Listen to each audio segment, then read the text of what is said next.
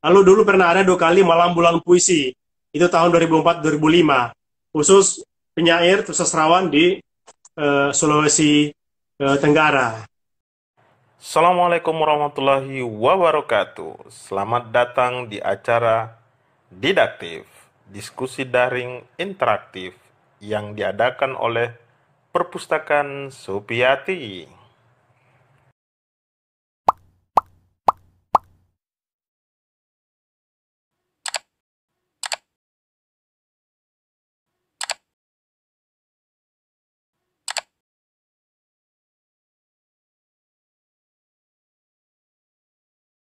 Anak muda yang konsisten hari ini Kak menulis berkaitan dengan sastra Sulawesi Tenggara siapa saja itu Kak?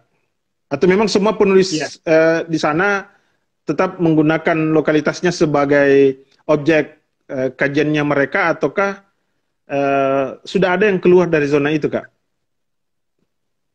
ya, kalau kita berbicara soal itu, eh, pertama kan eh, kualitas sebuah karya sastra, ia memperkenalkan Tolaki di dalam puisinya. Gaya ungkapnya begitu menarik, dan eh, kelisanan Konawe, bahkan sejarah Konawe, mitologi Konawe hadir dalam puisinya dengan gaya ungkap yang juga khas begitu. Puisi-puisi Laude Gusman Nasiri juga memiliki eh, kekayaan lokalitas, daya ungkap yang khas, sehingga ia salah satu penyair di Sulawesi Tenggara terkini yang saya kira juga cukup kuat. Sama dengan Irianto Ibrahim juga dengan lokalitas lebih terutama pada sejarah Buton seperti itu. Di puisi-puisi Ilham Kimudin juga saya baca seperti itu. Ada nuansa sastra lisan di dalam puisinya, dan saya kira itu juga menjadi sebuah kekhasan. Sama juga dengan puisi-puisi Muammar Kadapi Muhajir, ya kan. Ada juga latar Buton dengan gaya ungkap yang saya kira seperti yang ya, pernah diperbincangkan di sebelumnya, juga sangat menarik. Sartiani Nuryamin juga seperti itu. Desi Tirayo juga sebagian karyanya mengambil latar Muna, Cerpen Aksar Salam yang menarik yang saya pernah baca, latar Wauni, saya kira juga seperti itu. Lalu puisi-puisi Munawar Gibran, bahkan dia eh, apa namanya berbicara soal kehidupan wanita malam di Kendari Bis atau Teluk Kendari, karena pernah suatu masa tahun 90-an ketika Kendari Bis itu menjadi semacam pusat dunia remang-remang di Kendari. Dia tanggap itu dalam puisinya karena ia tinggal di sekitar situ begitu. Lalu sama juga dengan Krisni Dinamita, latar Buton. Hanya kan eh, per, pertanyaannya adalah seperti apa penerimaan masyarakat sastra kita secara luas, ya kan? Ini juga menjadi PR bersama kami yang ada di Sulawesi Tenggara itu, dan di Sulawesi Tenggara ini, dan saya kira ini membutuhkan proses dan harus ada upaya upaya kreatif untuk memperkenalkan karya sastra lebih jauh. Salah satunya dengan penerbitan, dan sekarang penerbitan karya sastra itu sudah cukup marak. Di atas tahun 2010 ini eh, produktivitas karya sudah cukup bagus, dan kebanyakan karya-karya cukup berterima lah dan dibaca di luar. Dan ini juga tidak luput dari, saya kira sama dari lain, kehadiran komunitas. Sastra di Kendari di awal tahun 80-an itu saya kira juga ada komunitas yang berperan di sana. Teater Limit, lalu Buka Seni Unhalu, lalu teater sendiri di sana, ya kan. Teater sendiri kemudian berproses dengan rupa melahirkan salah satu generasi sastrawan yang ada di Sulawesi Tenggara, lalu kemudian menyebar kembali ke berbagai eh, kampung, kabupaten ketika pulang dan membentuk komunitas baru. Ini juga sebuah fenomena tersendiri di Kendari. Lalu kemudian ada studio drama FKIP Universitas Haluleo, lalu kemudian ada Sanggar Teko di Kulaka yang kemudian sekarang juga bergairah, ada Rumah Dakara, Rumah Bunyi, Rumah Bunyi yang iya. sekarang banyak menerbitkan karya-karya sastrawan Sulawesi Tenggara. Itu saya kira peran Rumah Bunyi juga sangat signifikan. Komunitas Arus, lalu juga ada penerbit Setung ya, dan sekarang juga ya saya juga melakukan di Pustaka Kabanti Kendari. Ada Laskar Sastra yang berhikmat di kampus, itu sebuah komunitas juga. Kemudian di bawah ada Sanggar Fantastik, dan saya kira komunitas-komunitas ini cukup berperan di dalam melahirkan generasi sastrawan dan karya sastra itu sendiri. Masalahnya adalah kami ada kendala-kendala tersendiri, misalnya secara geografis kan. Geografis agak jauh, dan kemudian tadi perlambatan tradisi lahirnya generasi penulis seperti itu, riwayat masa lalu, itu semua menjadi peluang dan tantangan bagi kami yang kemudian ya harus ditransformasi menjadi kekayaan untuk memperkenalkan karya sastra Sulawesi Tenggara menjadi bagian dari sastra Indonesia begitu. Ini Kak, saya mau bertanya berkaitan dengan ini. Ternyata sudah ada beberapa naskah yang didapatkan oleh Balai Bahasa dan beberapa teman-teman di yang lainnya. Seperti tadi sudah ada banyak sanggar dan kemudian pementasan dan seterusnya. Apakah teman-teman sudah sering melakukan proses adaptasi? Ataukah kalau dalam istilahnya Sapardi Djoko Damono itu menggunakan istilah aliwahana. Apakah naskah-naskah tua itu, naskah-naskah lama itu sering mereka tampilkan, ataukah ya mereka hanya memakai karya-karya dari luar misalnya Kak? Ini ada... ya, itu yang pertama Kak. Ini ada dari Medanali. Bagaimana jika karya sastra yang ada di Sulawesi Tenggara dikonversi menjadi karya seni? Sama dengan pertanyaan saya. Dia menggunakan istilah konversi menjadi karya seni pertunjukan, dalam hal ini karya seni teater, untuk bisa memperkenalkan karya sastra daerah kepada masyarakat lokal. Sama dengan substansi pertanyaan saya Kak, bahwa karya sastra dalam hal ini, saya justru lebih berbicara pada aspek naskah lama yang menjadi penciri dari Sulawesi Tenggara, dan kemudian dilakukan proses adaptasi ataukah aliwahana dari naskah dan kemudian itu kemudian dipentaskan, ataukah boleh jadi itu dibuatkan dalam bentuk puisi dan seterusnya, gitu Kak? Iya. Sejauh pengamatan saya, memang belum ada sebuah gerakan masif yang menjadikan tradisi tulis atau naskah lama itu menjadi naskah untuk katakanlah seni pertunjukan teater begitu. Sebagaimana misalnya Ila Galigo kan di Sulawesi Selatan. Iya, betul, itu maksud saya Kak. Di sini banyak terutama kepada tradisi lisan yang dinaskah dramakan menjadi karya pementasan drama begitu.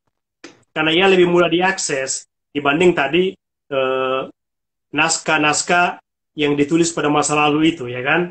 Misalnya Gali itu pernah mementaskan naskah Wandiundiu dari cerita Wandiundiu yang ada di Buton, yaitu Wandiundiu itu bahasa dongeng ya, di Waliu artinya ikan duyung. Oh gitu ya, ikan duyung ya. Terus yang dia dimarahi suaminya gara-gara ada ikan yang dititip di para rumah, tidak boleh dimakan anaknya ketika ia melaut. Iya. Ketika ia pulang, ternyata ikan itu dimakan anaknya yang bernama Lama Tambata karena lapar. Maka dia dimarahi, dipukul ke laut, lah dia dan menjadi ikan duyung atau Wandiundiu. Itu pernah dimentaskan.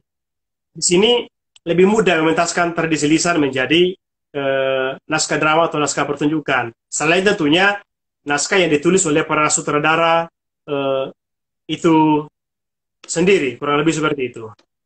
Nah, ini juga Gali juga kan menerbitkan juga karya sastra sekarang, kumpulan cerpen. lokalitas dia adalah terkait dengan eh, kehidupan masyarakat bawah yang ada di kota Kendari. Ada latar judi, ya kan, perantauan, lalu ada affair di dalamnya begitu, dengan sudut pandang yang sangat menarik. Saya kira juga karya Gali juga itu sangat potensial menjadi salah satu perbincangan selain di Sulawesi Tenggara juga di Indonesia seperti itu. Yang menjadi sebenarnya ini pertanyaan saya waktu saya diskusi dengan seorang dosen dari UNM, Pak Usman, karena dia membahas tentang sastra anak, Kak. Artinya sebenarnya yang walaupun bahasa beliau bahwa kita tidak usah membatasi daerah kita masing-masing, tapi saya ingin berkata bahwa pentingnya untuk membincang itu karena kita butuh identitas sehingga tidak ada yang melegitimasi bahwa oh ini dari daerah saya. Kalau yang seperti yang digambarkan tadi Kak tentang Wondiu itu dongeng tentang ikan yang ini itu kan sebenarnya hampir sama dengan cerita Danau Toba. Maksud saya Kak, identitas khusus dari yang di Kendari itu misalnya, termasuk bisa saja misalnya mereka berbicara tentang kepahlawanannya Laki Dende ya Kak, kalau itu yang saya maksud. Tidak, sekarang pahlawan di Sulawesi Tenggara kan sekarang Sultan Himayatuddin ya, yang bernama Lakarambau itu, ya salah satu sultan yang sekarang menjadi pahlawan nasional. Itu kan juga memang bisa Kak? menjadi sudah ada yang pernah melakukan pementasan berkaitan dengan kepahlawanan dari sosok yang dimaksud Kak? Setahu saya memang belum ada. Kan memang dia baru saja dinobatkan menjadi pahlawan nasional kan, baru saja. Jadi memang masih butuh waktu begitu.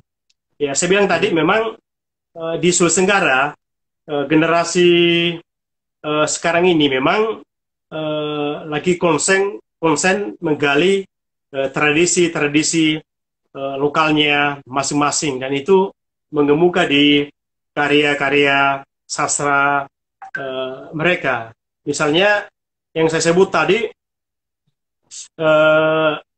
seperti Wan Konawe kan, itu kan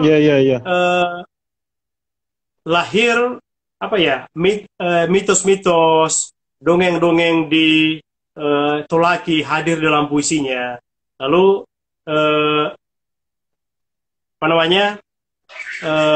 Sarite Nur Yamin, dia bercerita tentang Wekuila dan juga Lahrum Belangi. Lahrum Belangi ini kemudian menjadi raja di Kolaka, Mekongga, dan Wekuila ini menjadi dia ke Konawe. Meskipun dalam tradisi lisan di Kendari, keduanya itu dianggap bagian dari anak raja di Kerajaan Lu begitu, yang hijrah ke Kendari. Itu salah satu kekayaan lokal juga di sini yang sudah dituangkan di dalam puisi di sini. Nah, kan yang menjadi pertanyaan selanjutnya adalah ya memang publikasi karya-karya sastra itu keluar untuk bagaimana mengetahui apresiasi publik sastra Indonesia. Itu kan harus diuji kembali, ya kan? Itu maksud saya.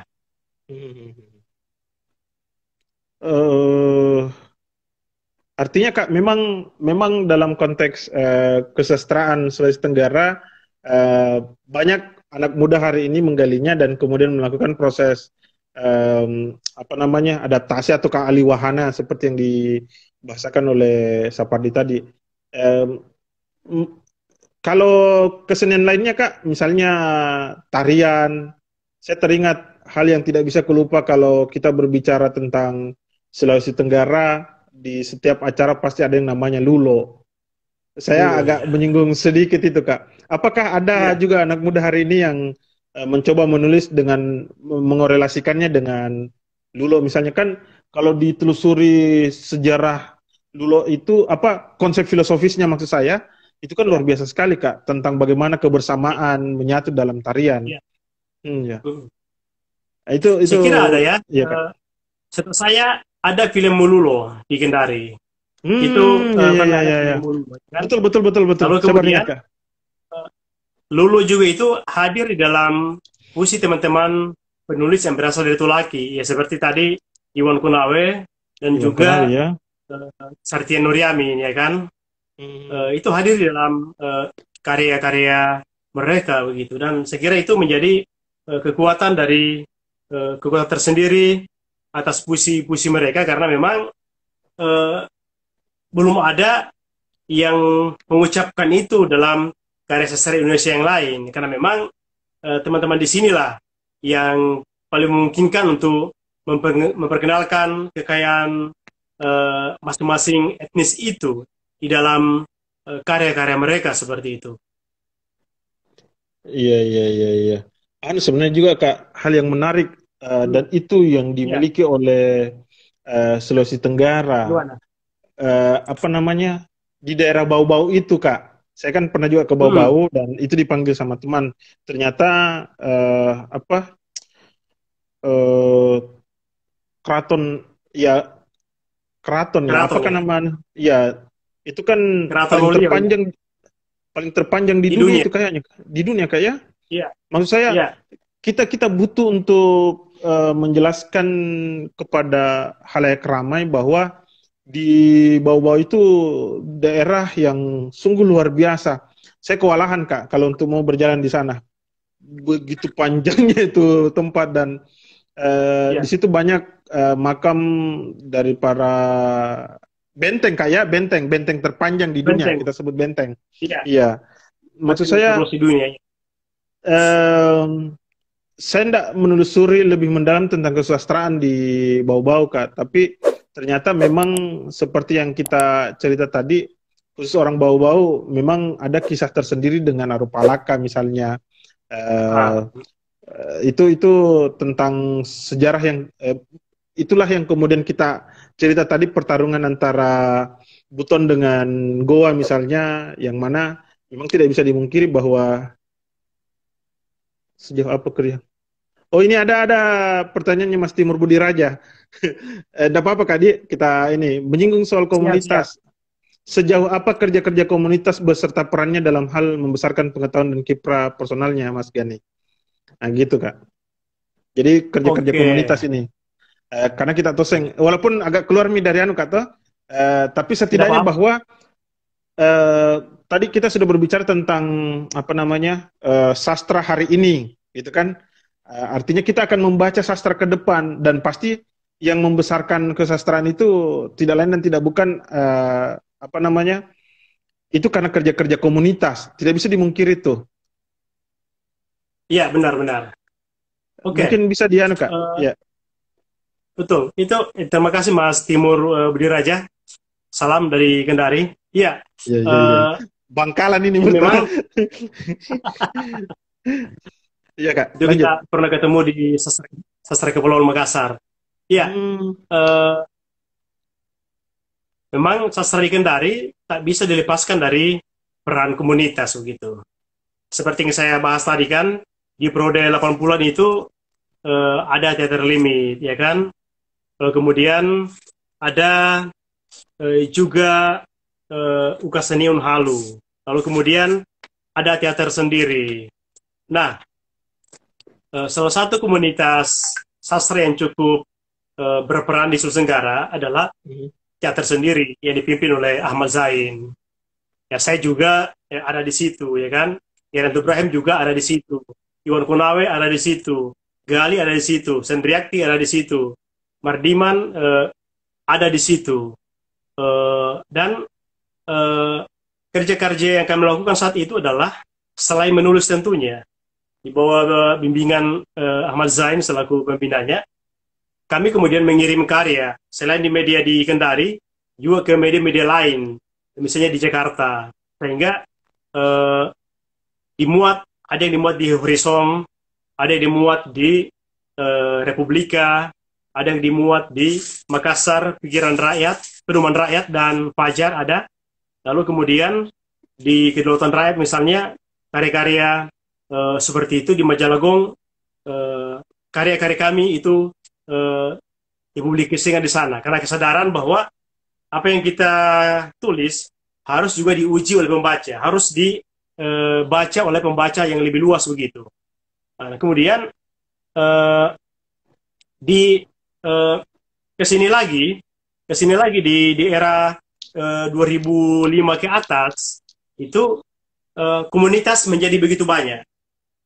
Salah satunya adalah ketika para anggota teater sendiri yang tadi itu selesai kuliah, berkeluarga atau bekerja, maka ia pulang kampung untuk bekerja, berkeluarga, eh, dan membentuk komunitas baru begitu. Membentuk komunitas baru. Iwan Konawe di Kolaka membentuk Teko, Teater Kolaka, ya kan? Di sana melahirkan Sartia Nuryamin misalnya. Lalu Abdul Razak Abadi, Ade Rical membentuk komunitas teater. Lalu Teater Naula Menggaa yang meraih banyak prestasi juga. Pentas teaternya diapresiasi di berbagai forum nasional begitu. Sampai pernah pentas juga di Hari Anak Nasional di Taman Ismail Marzuki. Pernah. Lalu yang membentuk juga BSI, Bengkel Sastra Indonesia di kampus. Itu yang lalu. Itu pernah juga pentas di Makassar dan mendapat apresiasi dari Asri Ramli Perpanca, lalu Sinta Febriani begitu saya. Itu bisa dikonfirmasi. Lalu kemudian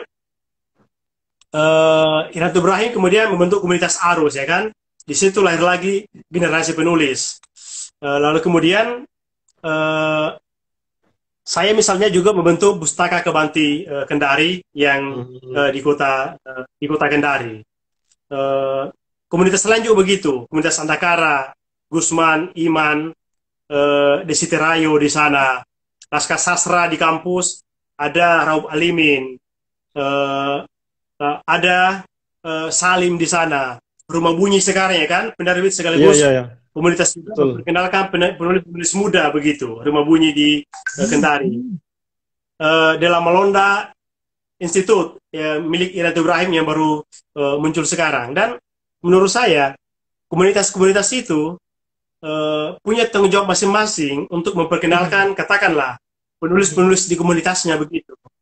Ya, pada akhirnya memang komunitas menjadi ladang kreatif bagi pembina dan para anggotanya untuk memperkenalkan karya dari proses yang mereka lakukan begitu. Selain tentunya para komunitas itu ya bisa dikatakan bagian dari sastra di Kota Kendari atau Sulawesi Tenggara secara keseluruhan. Tetapi di sisi lain, sastra di Sultra atau Kota Kendari memang dibangun oleh komunitas-komunitas itu. Dan sampai saat ini masing-masing komunitas itu saya kira memperlihatkan karyanya,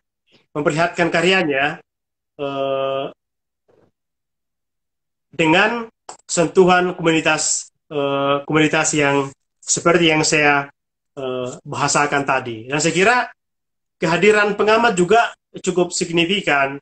Di era-era tahun 90-an itu pengamat-pengamat seperti Pak Hidayat saya kira cukup besar juga pengaruhnya. Ia banyak menulis terutama kiprah tersendiri dan sastra Sulawesi Tenggara pernah ia juga menulis, dan saya kira semua bersinergi untuk membentuk perkembangan sastra di Sulawesi Tenggara. Saya kira seperti itu. Jadi memang harus ada upaya-upaya kreatif komunitas itu sendiri untuk memperkenalkan anggota komunitasnya keluar begitu.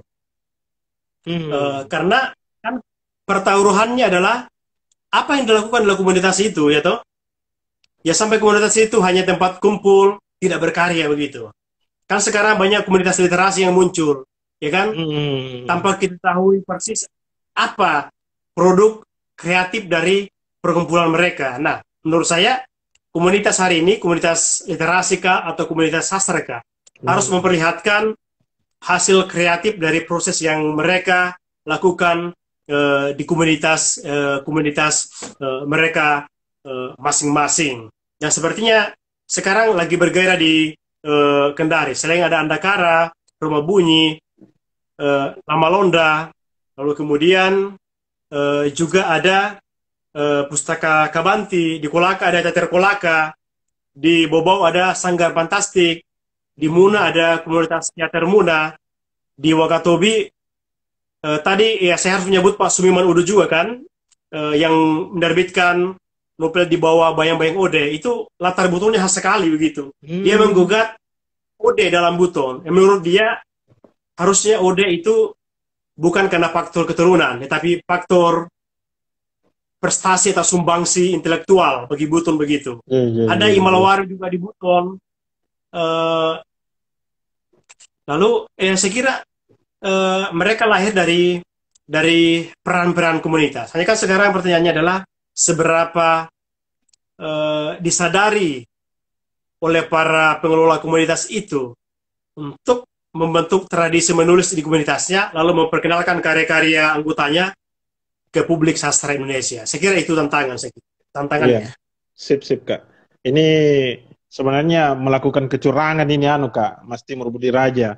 Karena insya Allah pekan depan beliau yang jadi bintang tamu saya yang membincang tentang komunitas yang ada di Bangkalan. Nah, mungkin semacam komparasi saja ini. Anda bercanda. Ya, insya Allah pekan depan beliau jadi bintang tamu saya di acara didaktif ke-14 kalau tidak salah Kak. Mantap. Iya.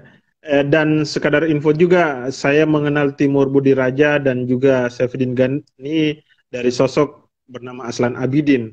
Dan ternyata memang Aslan Abidin itu selalu menjadi buah bibir bagi sastrawan khususnya untuk di Sulawesi ya. Ini ada dari Teko Project. Terima kasih atas diskusinya Kak. Untuk tradisi lisan Tolaki, kami di Kolaka sedang, ini Kolaka ternyata ya. Kami di Kolaka sedang berupaya untuk lebih menuangkannya dalam karya pertunjukan seperti Molulo. Sedang kami garap dalam bentuk kolaborasi teater bersama pegiat seni teater, tari, dan musik di Kolaka. Ini ada ucapannya Mas Timur Budi Raja, tapi buat Mas Gani dan Mas Karman. Teko Project juga menambahkan untuk merespons ya teman mengenai ada tidaknya komunitas yang melakukan kerja kreatif di Sulawesi Tenggara khususnya di Tolaki. Komunitas seni sastra di Kolaka banyak mendapat pengaruh dari pegiat seni di teater sendiri sesuai dengan pernyataan Om Puding. Oh, kita dipanggil Om Puding Kak ya? Iya. Oh, gitu Puding ya. Siap. Meskipun masih muda toh? Iya. Aman. Artinya pertanyaan dari Mas Timur Budi Raja ini berkaitan dengan peran dari Badan Bahasa. Sebenarnya kalau saya secara pribadi bukan hanya Badan Bahasa, Kak. Ini mungkin juga akan saya ajukan pertanyaan nanti pekan depan sama Mas Timur berkaitan dengan Dinas Kebudayaan, Dinas Pariwisata, yang memang mesti memperkenalkan budaya maupun kesusastraan kita.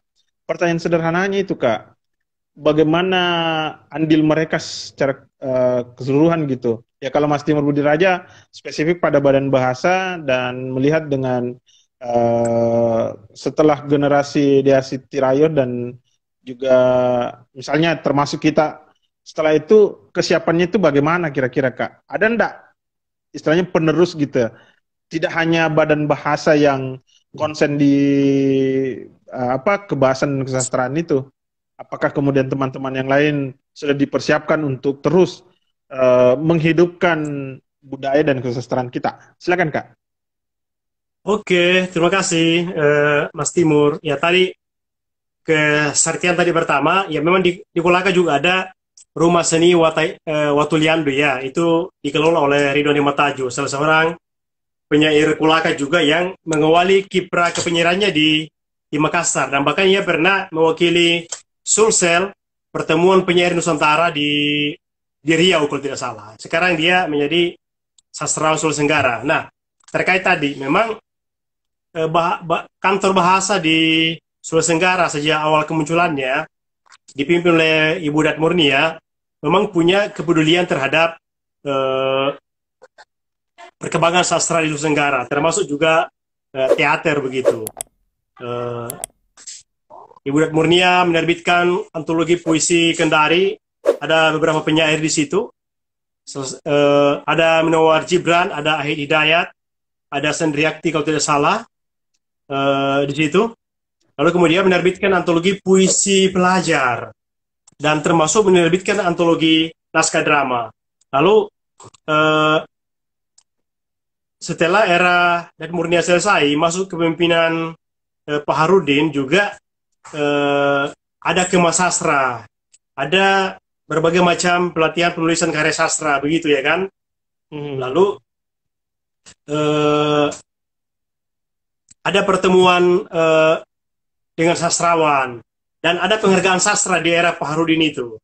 Penghargaan sastra itu yang menerima adalah Ahmad Zain, itu pembina teater sendiri, dan penghargaan sastra komunitas yang menerima adalah teater sendiri saat itu. Kalau tidak salah 2014 atau 2015 ya. Yang masa itu Balai Kantor se-Indonesia saya dengar belum banyak melakukannya, termasuk Makassar saya dengar seperti itu. Balai Bahasa Makassar bagaimana ya kan? Lalu kemudian setelah itu era Prof. Hana ya juga memiliki kepedulian yang kurang lebih sama terhadap pengembangan sastra begitu. Bahkan kita pernah ada sembara cipta puisi, sembara cipta cerpen yang banyak kemudian diikuti oleh penyair-penyair lebih bergairah saat itu. Iwan Konawe, puisinya di situ. Desi Terayu pernah juara 1, Sartia Nuryamin pernah juara 1, Iwan Konawe pernah beberapa kali juara 2 atau juara 3 ya, dan beberapa nama lain. Dan juri-jurinya ada Ilham Muhyiddin ya kan, ada Rulato Juwanua, ada An Mansur pernah jurinya seperti itu. Ada Sunli Tuma Alexander juri-jurinya saat itu. Lalu kemudian bergerak ke depan lagi, terutama memang di era Pak Nasir, lalu di era Ibu Sandra sekarang, banyak ke gerakan literasi, terutama di era sekarang ya. Sehingga karya-karya literasi, komunitas literasi berupaya diberi ruang, diberi pelatihan literasi, termasuk terakhir di bawah kepemimpinan Ibu Sandra itu ada sayembara penulisan bahan cerita anak itu. Dan mendapat ya juara di situ Desi Terayu, Gali, Adi Prilano Oba, masuk karyanya ya kan. Siapa lagi? Dari komunitas-komunitas, Rumah Dakara juga ada anggotanya di situ. Saya agak lupa namanya. Lalu dari kalau tidak salah ada satu dari Gerakan Kendari Mengajar Kendari. Di samping itu tentunya banyak juga masukan atau katakanlah kritik dari teman-teman apakah sastrawan atau pegiat komunitas di Kendari bagi kantor bahasa agar lebih banyak mengadakan kegiatan sastra begitu. Saya kira itu masukan yang bagus, berarti untuk pengembangan kantor bahasa ke depannya terkait dengan sastra atau literasi di kota Kendari. Tadi Mas Timur, ada tidak generasi setelah Desi Terayu? Desi Terayu ini kan dia memang sudah menjadi penulis, menjadi sastrawan sebelum ia katakanlah diperkenalkan oleh kantor bahasa melalui beberapa karya-karyanya begitu. Ia sudah menjadi sebelum ia menjadi bagian juga dari katakanlah kegiatan kantor bahasa. Nah, sekarang ada juga sastrawan-sastrawan yang dikenal lewat kantor bahasa begitu. Sembar-sembar tadi yang saya maksud ya kan. Iwan Konawe dulu, Sartia Nuryamin pernah juara, lalu kemudian ada pertemuan sastrawan begitu yang menghadirkan para sastrawan Nusantara di kantor bahasa, ya berupaya untuk memperkenalkan karya-karya sastra di Sulawesi Tenggara, termasuk para sastrawannya, tentu dengan juga barangkali keterbatasan program sastra di tengah banyaknya program-program lain kami di kantor bahasa, misalnya program tentang kebahasaan itu sendiri. Lalu setelah generasi Desi, saya kira banyak generasi sastrawan lainnya yang ada di Kota Kendari sekarang ini. Sebutlah misalnya yang sementara menulis ya, ada Rini Manga, ada Ebita Bita, ada Yusuf Iwe, lalu ada Astika El Fahri ya, lalu ada juga Sertian Nuryamin, ada Amaya Kim. Amaya Kim pernah diundang di kegiatan sastranya Salihara di Jakarta. Lalu ada Nardin Effendi, ada Rahmat Adianto, Muhammad Nasir, Ahmad Ridwan Derer, dan juga Muammar Kedapi Muhajir yang saya sebut tadi pernah mendapat penghargaan Teruna Sastra tahun lalu.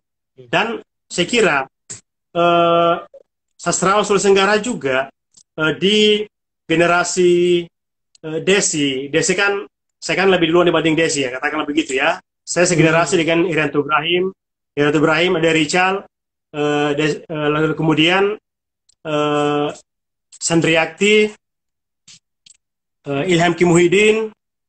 Nah, apa yang saya sebut tadi ya, generasi sekarang itu juga banyak ikut di kegiatan sastra di luar begitu. Desi misalnya ikut di Makassar International Writer Festival kan, MIWF. Lalu pernah juga Amaya Kim ikut di kegiatan itu. Lalu pernah juga Nurdahlia Daeng Simba, ya kan. Lalu di kegiatan yang lain di Ubud Reuters itu ada 3 dari Kendari yang pernah ikut. Pertama Irianto Ibrahim, lalu saya tidak tahu mana duluan ya. Kemungkinan Ilham Kimuhidin lebih duluan, lalu kemudian Desi Tirayo sekarang yang terakhir yang pernah mengikutinya. Di samping itu juga ada Temu Sastrawan Indonesia, ada Pertemuan Penyair Nusantara yang pernah diikuti oleh sastrawan Kendari seperti Irianto Ibrahim, dan juga terkini terakhir itu di Joglitfest, Jakarta Literary Festival. Selain tentunya juga ada Temu Sastra Kepulauan di Makassar, dan festival di Makassar juga pernah ya, saya pernah mengikutinya di sana. Ada 2 pertanyaan terakhir mungkin Kak yang saya mau ajukan. Pertama, respons pemerintah berkaitan dengan teman-teman dalam bersastra misalnya. Itu tadi yang saya bilang Kak, Dinas Kebudayaan. Itu yang saya maksud dengan respons. Apakah responsnya biasa saja karena ada beberapa daerah yang justru senang dengan hadirnya kesastraan dan juga kebudayaan itu hadir. Di sisi lain ada yang justru ogah-ogahan. Nanti mau kalau berbicara materi dan seterusnya.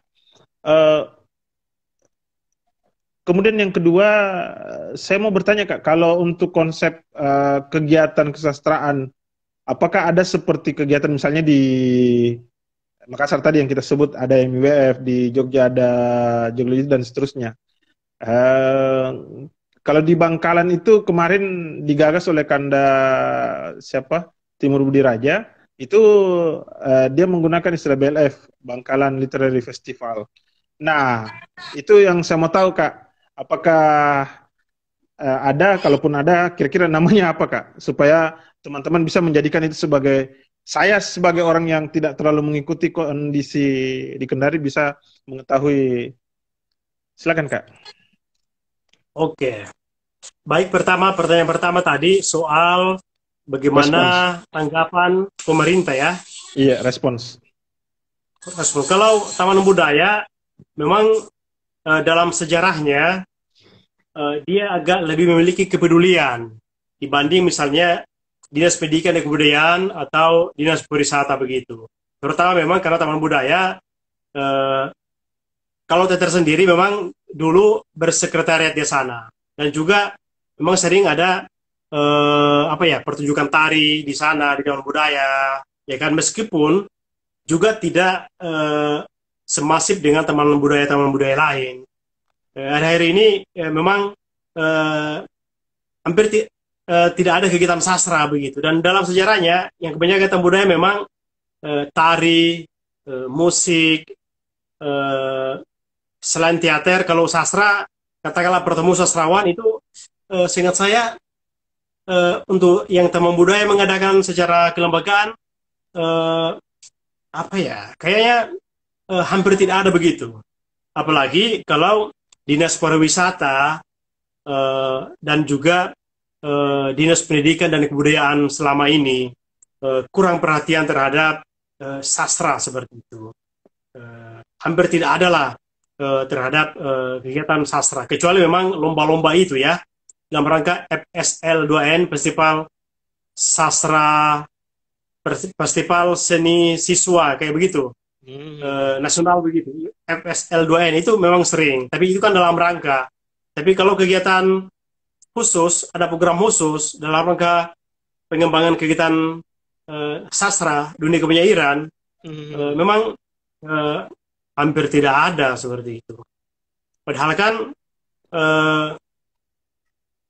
misalnya kemarin Joglit Festi Jogja kan juga itu atas dukungan juga dinas kebudayaannya seperti itu. Iya. Lalu Jadi ya, terus Kak. Ya, lalu tadi apakah ada kegiatan sastra khusus di Sulawesi Tenggara Iya, iya. yang mirip Ubud Writers, Iya. Makassar atau MUF, Iya, iya. Joglit Fest, Festival Sastra Banggai misalnya, atau Padang Bienal begitu ya kan? Iya, ya, Kak. Di sini kita secara berkelanjutan dan menghadirkan orang di luar itu Nah, memang boleh dikata belum ada. Kalau dulu teater sendiri mengadakan prosesi seni malam Jumat, Pro Selamat, itu mulai tahun 92 sampai 9 berapa ya? 6 atau 98. Itu di situ banyak komunitas hadir, tapi memang internal di Kendari. Lalu ada festival drama untuk anak-anak siswa. Lalu dulu pernah ada 2 kali malam bulan puisi. Itu tahun 2004-2005. Khusus penyair atau sastrawan di Sulawesi Tenggara. Tetapi untuk kegiatan seperti itu yang berkelanjutan, ya, memang belum ada. Dulu tahun 99 ya, Dewan Kesenian Sulawesi Tenggara mengadakan kegiatan sastra, sehingga saya menghadirkan Udin Pelisuri almarhum ke Kendari. Tapi itu juga tidak berlanjut. Itu pernah di era Gubernur Laude Kaimuddin saat itu, karena memang istrinya menjadi ketua Dewan Kesenian Sulawesi Tenggara. Tapi kegiatan serupa Ubud Writers, MUF, Festival Sastra Banggai, Joklites, memang kita belum ada.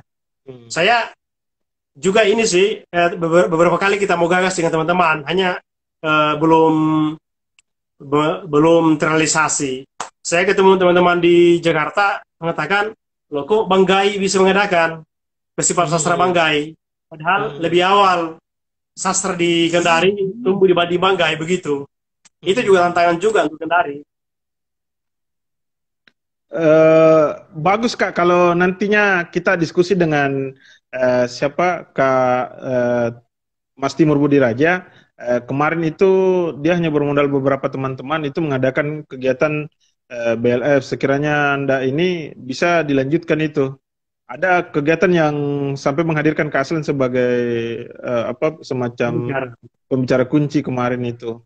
Dan harapan kita ya, dan harapan kita adalah Kendari sebagai salah satu kota besar di Indonesia, harapan kita ada kegiatan yang kontinuitas, berkelanjutan untuk masa depan sastra. Jadi banyak sastrawan ternyata yang diungkap oleh Kak Om Puding. Saya tiba-tiba tertarik dengan menyebut nama itu, Om Puding. Begitu banyak orang hebat, tapi sering saya gunakan istilah ini, tidak bosankah kita menjadi peserta? Kapan kita jadi pelaksana? Kurang lebih seperti itu, Kak. Sebelum kita mengakhiri diskusi kita, Kak, saya berharap ada pernyataan ampuh lah, atau biasanya orang bilang closing statement, tapi saya meminta untuk pernyataan ampuh tak. Dan kemudian saya mau bertanya Kak, gelar tak Ya, SS atau apa Kak? saya SPD, Oh, SPD MSOS. itu MSOS. Kenapa lari ke sana lagi? Tapi menarik itu Kak. Almarhum Ayar Anwar, 3 gelarnya tidak ada yang memiliki linearitas. Jadi apa, SSM apa gitu. Pokoknya filsafat, sosiologi, hantam semua sastra. Saya minta Kak Di, tak semacam kalimat ampuh lah berkaitan dengan meneropong sastra di Sulawesi Tenggara. Silakan Kak. Baik, terima kasih. Pertama, bahwa generasi sastrawan Sulawesi Tenggara hari ini perlu menggali lagi tradisi lisannya, sastra lisannya, yang diwariskan turun-temurun dari masa lampau dan sekarang masih hidup sampai saat sekarang ini. Yang kedua, memang perlu menyentuki, menggali kembali khasanat tradisi tulis itu, khususnya yang ada di Kesultanan Buton. Naskah-naskah baik sastra maupun naskah-naskah agama lainnya itu perlu dibaca kembali dan ditafsir ulang menjadi kekayaan karya sastra kita, baik itu puisi, prosa, drama, mungkin ke film dan sebagainya, dan juga ke seni rupa misalnya, itu bisa. Kemudian kita dan terlihat sampai sekarang ada upaya menggali kekayaan budaya masing-masing etnis yang ada di Sulawesi Tenggara, ya Tulaki, ya Muna, Buton, Moronene, itu terlihat digali dengan bersemangat oleh teman-teman. Lalu memang kita butuh pergulatan yang lebih kreatif lagi di tataran komunitas. Komunitas harus memperlihatkan kerja kreatifnya, lalu mendorong peranggotanya berkarya, lalu mempublikasikan karya-karya itu. Ada pertarungan kreatif selain antar sastrawan tentunya, antar komunitas, sehingga gairah hidup sastra di Sulawesi Tenggara itu semakin dinamis. Ya, maka ia menjadi bagian dari karya sastra di Sulawesi Tenggara, begitu. Lalu kemudian seperti yang kita bahas tadi, kita harus segera memasuki pintu-pintu ruang tamu tradisi masa lalu kita. Sekali lagi, itu kekayaan itu ia bisa menjadi tema, ia bisa menjadi pemerkaya gaya ungkap begitu bagi karya-karya sastra yang kita tulis hari ini. Penting seperti yang kita bilang tadi, ada semacam festival sastra yang digagas oleh teman-teman di Kendari, karena selain kita sebagai peserta di berbagai kegiatan sastra seluruh Indonesia, saatnya juga kita menggelar kegiatan sastra yang mengundang teman-teman di luar. Kita butuh sinergi dan kolaborasi di internal, baik itu para sastrawan, pemerintah, media, komunitas, untuk sama-sama membangun untuk itu. Lalu kemudian apa ya? Ada upaya-upaya kreatif untuk memperkenalkan karya sastra Sulawesi Tenggara ke halayak yang lebih luas lagi begitu. Karena sekarang banyak produksi karya, tapi mungkin terbatas dibaca oleh orang di luar. Kita harus memperkenalkannya, mengirim ke penyelenggara festival komunitas itu, mengirim ke para pengamat atau kritikus. Lalu juga penting ada semacam pengamat atau kritikus sastra di Sulawesi Tenggara, sama juga saya kira di Makassar dan tempat-tempat lain. Karena kehadiran pengamat itulah yang akan melihat bagaimana gejala itu, dan melihatnya kemudian di mana letak kekurangan kelebihannya, dan akan menjadi bagian dari kekuatan sastra di Sulawesi Tenggara. Mungkin itu dari saya. Dan saya mengucapkan terima kasih untuk Perpustakaan Supiati, sobat saya Siap, Andi Karman siap, yang siap. telah menyelenggarakan kegiatan ini. Kami pun Saya mohon maaf demikian, Kak. kepada teman-teman di Kendari, masyarakat sastra di Kendari, atau katakanlah lembaga-lembaga kalau ada sesuatu yang salah ucap begitu. Ya, saya belajar dari sini, dan saatnya lah kita membangun sastra Sulawesi Tenggara yang lebih maju lagi. Begitu saya kira. Iya, artinya tidak bisa dimungkiri bahwa salah satu model perjuangan Indonesia, sastra tidak lepas dari spirit mereka. Eh, di Palopo ada PFLK, Palopo Festival Literasi, kemarin menghadirkan Muhyiddin Dahlan, dan harapan kita ke depan ada kabar yang bisa kami dengar dari Kendari. Terima kasih banyak Kak atas waktu luang tak. Saya ambil ternyata sudah 2 jam lebih waktu tak saya ambil, dan semoga tidak bosan Ki. Ini sebenarnya setidaknya bahwa konsep didaktif ini ingin memberitahukan kepada halayak ramai masa pandemi ini, walaupun hadir kita tidak berhenti untuk berdiskusi, membincang kesusastraan kita. Dan terima kasih banyak. Semoga teman-teman di Sulawesi Tenggara, jadi kita sekarang satu provinsi nih Kak. Oh begitu ya? Iya, satu provinsi. Tapi saya Wah, ujung sebentar lagi dekat ujung ya? dengan, iya ujungnya saya kak. Ya. Karena sebentar lagi Oh saya ya, sudah dapat. Iya Kak. sebentar ada saya tambahkan tadi. Jadi Iya. dalam perjalanannya juga sastra Kendari banyak menghadirkan sastrawan dari luar sebetulnya. Misalnya kantor bahasa banyak menghadirkan sastrawan Ajib Samsam Nur, Agus Oh iya Sarjono, iya Rano iya. Iya. Jumanua, Maman Semayana, Sapardi, Putu Wijaya, ya kan?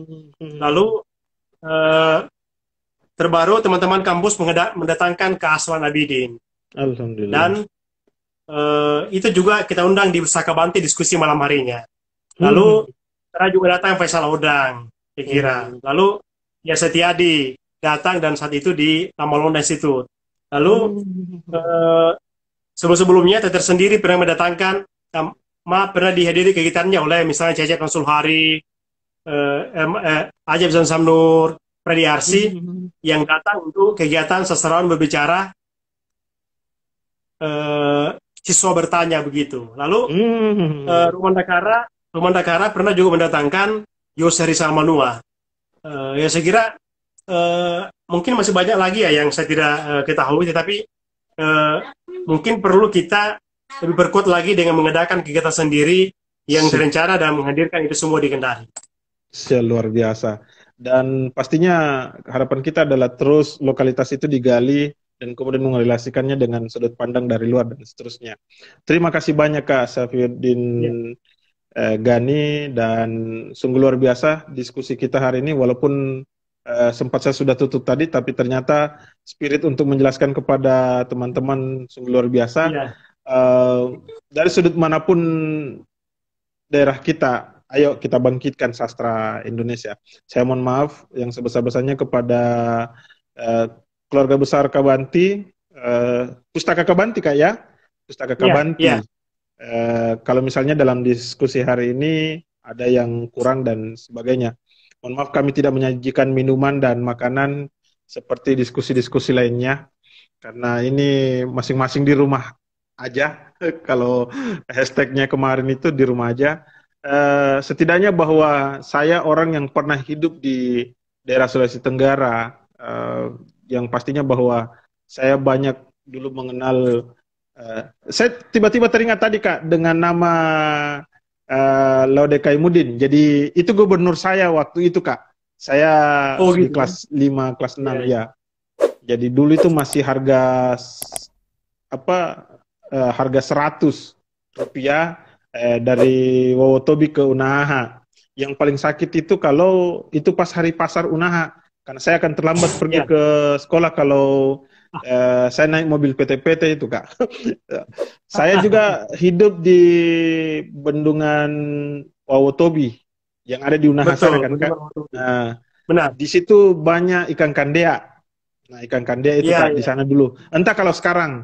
Yang jelas suasana di Unaha itu luar biasa, banyak kisah yang luar biasa, dan yang pastinya ternyata ada keluarga juga di sana. Bagi Oh ya, saya sebentar, Kendari sebentar, ada, ya, sebentar. Saya harus menyebut juga ada Rumah Pengetahuan. Ada proyek oh itu rumah Batak. didirikan oleh Arya Sari yang Mhm. pindah dari Makassar lalu ke Oh, Kendari membentuk dia proyek Rumah Pengetahuan. Dia banyak berkecimpung di Society de Harmony, sama-sama Karam, Jamal Dilaga, dan iya, iya, iya. dia juga punya sumbangsi tersendiri lah dalam suatu masa untuk tempatnya diadakan kegiatan-kegiatan sastra, teater, dan kesenian di Kendari itu didirikan oleh Arya Sari begitu. Siap. Terima kasih banyak Kak. Salam buat Iya, teman-teman para penulis sastrawan. Ada yang saya lupa tadi Kak. Saya sepakat dengan gagasan Tak bahwa hal yang perlu atau yang dibutuhkan mendesak hari ini adalah kritikus sastra. Kita kehabisan iya, sekarang kritikus sastra kita. Karya yang baik adalah karya yang sudah pernah dihantam oleh para kritikus kita. Karena kritik bukan iya, tentang mencela, tapi menelusuri tentang kelebihan dan kekurangan. Begitupun dengan diskusi hari ini, banyak hal yang kita dapat, teman-teman yang memberikan masukan, memberikan saran dan sebagainya, itu adalah bagian proses andil dalam menentukan masa depan sejarah iya. sastra di Sulawesi Tenggara.